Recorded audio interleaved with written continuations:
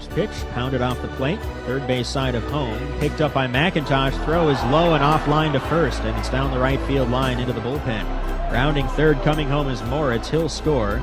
Actually, no, the ball has been ruled dead, and the first base umpire, Raul Moreno, will direct Moritz back to third base. Now the umpires are going to confer Moritz is not going back to third base. He's walking into the dugout. You have to determine where the base runners were at the time that the ball became unplayable. Hi, it's Lindsay at Close Call Sports, and this Ask the Youthful comes from Saturday's AA matchup between Mississippi and Pensacola. Runner on first, soft batted ball. We have an overthrow, and the ball becomes dead in the on-field bullpen.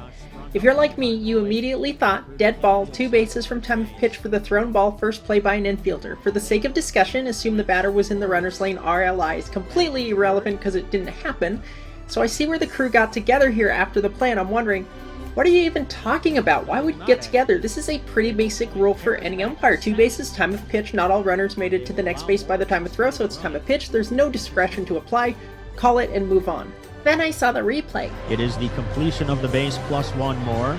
Kevin Randall out there looking for an explanation, talking with James Jean, the crew chief. Disregarding the broadcaster's comment because it's completely wrong, did you notice the subtle detail of how the ball became dead? That's key to the whole play. Here it is again. Kevin Randall, I think, is befuddled as I am. I'm not sure how you can award 1 base to one guy and 2 bases to another. Minor League Baseball, we're looking at low-quality video, but I'll tell you what happened. The answer is that someone in the bullpen, whether it's a player, coach, or just the ball person, picked up the live ball. That's all there is to it. They fielded a live ball. That's what kills play, not the ball on its own falling out of play, but someone who's not a fielder but is allowed to be on the playing field actively picking up the baseball. The rule is 601D, and fortunately that rule states that whatever the person was thinking, this is deemed to be intentional because they picked up the ball. It doesn't matter what their actual so-called intent was, thinking the ball was foul, anything like that. It's not like a pitcher intentionally throwing at a batter where it has to actually be quote-unquote intentional.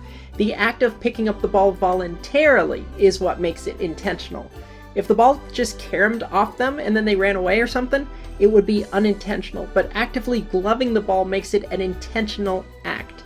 Here's a major league play with better quality video. And that ball smashed inside the line, and Third base umpire Angel Hernandez, gosh, he's everywhere, properly rules this fair and then calls time to signal intentional interference by a person authorized to be on the playing field. Gosh, that's a mouthful. And that ball smashed inside the line. Everything. Where'd it go? Where is it? We did an article on that particular play. Go to closecallsports.com for that reference, but here's the summary. If it's unintentional interference, the ball's live. If it's intentional, as it was here in Pensacola and also in Texas, the ball is dead and the penalty is to award bases the runners would have achieved had interference not occurred. This is the same exact principle behind obstruction type 2. This is, quote, nullifying the act. Low and offline to first, and it's down the right field line into the bullpen. Rounding third, coming home is Moritz. He'll score. Actually, no. The ball has been ruled dead, and the first base umpire, Raul Moreno, will direct Moritz.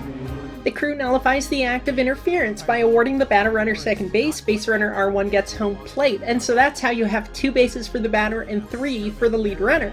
And I think that's the correct judgment call, as R1 was going to score if not for the interference.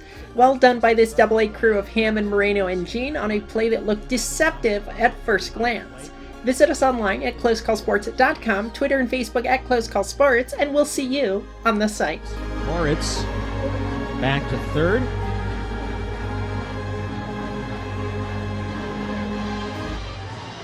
No, they will not, actually.